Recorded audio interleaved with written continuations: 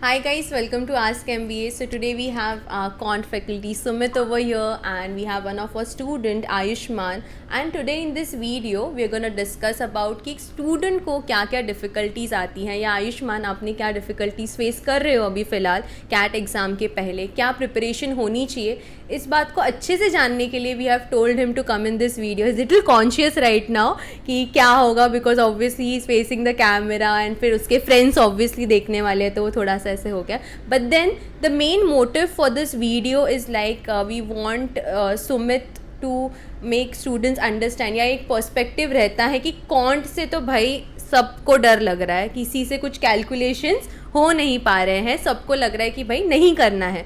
तो इसका भी कुछ ऐसे ही था, इसे भी ऐसा लग रहा था कि यार नहीं हो पाएगा, कैसे करूँगा, कैसे मैनेज होगा.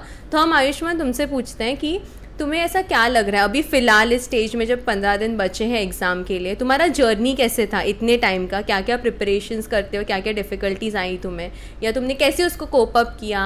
And if you have any some doubts और समथिंग विच यू फील कि सबको पता होना चाहिए या कुछ टिप्स, तो please share it with us.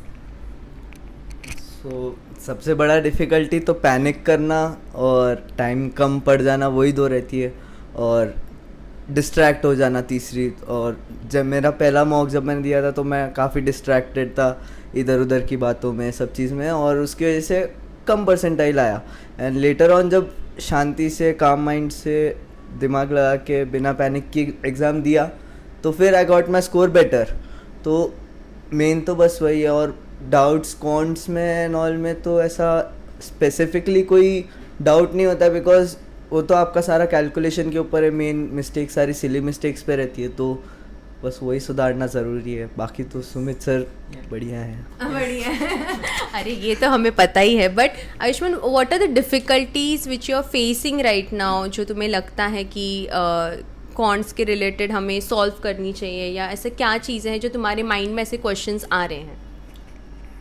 Counts में मेन डिफ़िकल्टी क्वेश्चन समझना होता है, मतलब कि how you gonna attempt the question. कि वो क्वेश्चन कभी कोई टाइम एंड वर्क का क्वेश्चन टाइम स्पीड डिस्टेंस से रिलेटेड हो जाता है, कभी कोई अलजेब्रा का क्वेश्चन ज्योमेट्री से रिलेटेड हो जाता है.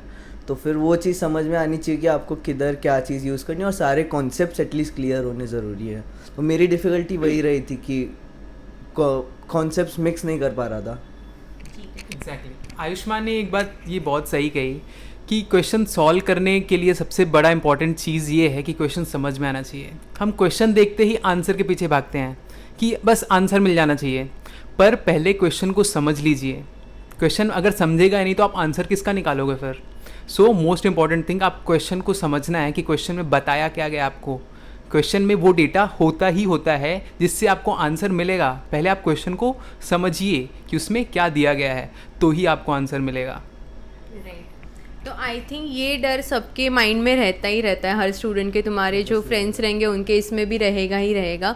तो तुम्हारा जो जर्नी था फर्स्ट मॉक से लेके अभी लास्ट मॉक में, क्या परसेंटाइल था और कैसे इम्प्रूव किया, and how do you feel that we helped you in this, और what is that one thing which motivates still right now कि you know I'll able to cope up with the preparation, और what is that thing which is in your mind right now?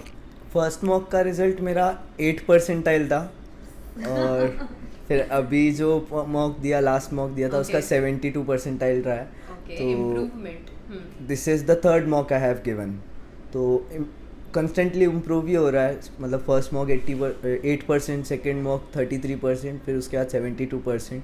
But main जो था कि जो मैं mistake कर रहा था हर टाइम कि मैं सारे क्वेश्चंस अटेम्प्ट करने हैं, फिर सब जो मेरे स्ट्रेंथ्स है उसमें ही मेरे को रहना है, मतलब दूसरी तरफ पे बिल्कुल भी दिमाग नहीं लगाना. वो चीज़ मैंने जब छोड़ी उसको, तभी उसके बाद में मेरा परसेंटाइल ग्रो, और अभी आगे और करूँगा. वो तो ऑब्वियसली बात है, इतने में नहीं होगा कुछ.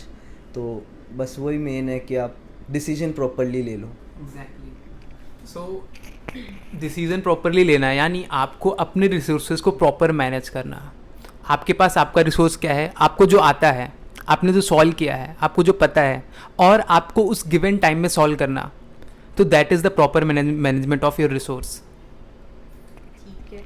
So guys, this video was all about trying to know how a student feels or what are the challenges what you guys actually feel and how we try to tackle and give them a right guidance which is there, and he's able to do that. As you saw कि drastic एक moment था कि he got a very low percentile, उसके बाद उसकी शक्ल देखने लायक थी क्योंकि after so much of preparation when you give a mock, a student obviously gets disappointed, but then there are ways which we helped him out or which faculties mostly help you out to find out कि कैसे करना है, and I think that worked for you, right? Obviously it worked. हाँ, so what was that thing? I had a talk with Ashish sir after I gave my mock and also Okay. with Sneha ma'am. हाँ. तो उस time पे बहुत ऐसा stressed out था कि ऐसा मतलब ऐसा हो गया था कि भाई कुछ ही नहीं होएगा, इतना 3 महीने 4 महीने इतना पढ़ाई कर कर के भी कुछ भी नहीं आ रहा। और उसके बाद में फिर उनने मेरे को बोला 2 दिन रिलैक्स कर, शांति ले, घूम फिर भले ही चलेगा वो भी, पर मॉक पे अभी उस पर कॉन्सेंट्रेट मत कर, उसको एनालाइज करना चालू कर। तो फिर मैंने वही करना चालू किया कि मैंने मॉक्स दिए उन्हीं के क्वेश्चन सॉल्व किए, उनको समझा और फिर उसके बाद में मैंने वापस मॉक दिया और मैंने थोड़ा अकेले बैठ के शांति से जैसा उनने बोला उसी स्टेप्स पे चला, तो फिर बराबर हो गया। फिर अच्छा आ गया आगे, अभी और लाएंगे, अब देखते हैं, ट्राई करेंगे। Yes for sure yes. जैसे किसने कहा कि मॉक देने के बाद उसको बहुत ही लो फील हुआ क्योंकि मार्क्स कम आए थे, पर जब इसने एनालाइज किया तो इसे समझ में आई इसे गलतियाँ कहाँ की थी, इम्प्रूव कहाँ पे करना है। So that is the best comeback. आपको मॉक एनालाइज करना है मॉक देने के बाद। मॉक देना जितना ज़रूरी है उतना ज़्यादा ज़रूरी है मॉक को एनालाइज करना, तभी आपको आपकी गलतियाँ पता चलेंगी, तभी आपको पता चले आपको सही कहाँ पे करना है और कहाँ पे इम्प्रूवमेंट करना है। ठीक है। So guys, I hope you guys like this video and got an idea about how things are going on in your mind. I mean, ये एक perception था जो हमें समझ में आया. So if अगर आपका परसेंटाइल कम आ रहा है या आपको ऐसा लग रहा है कि आपका मॉक्स में मार्क्स नहीं आ पा रहे, आप नहीं टैकल कर रहे, तो आप अकेले नहीं हो, आपको बस एक राइट गाइडेंस की ज़रूरत है, that's it. So don't panic, don't be stress, just believe in yourself and you are going to able to do it. So that's it for this video, I feel, and let's just end this video and press the like buttons. And Ayushman, let's hope that next video we're going to talk about how you reached the top percentile and when you went into an IIM, right? Obviously. That's what the target is, and we're going to achieve that, right? Thank you so much, guys.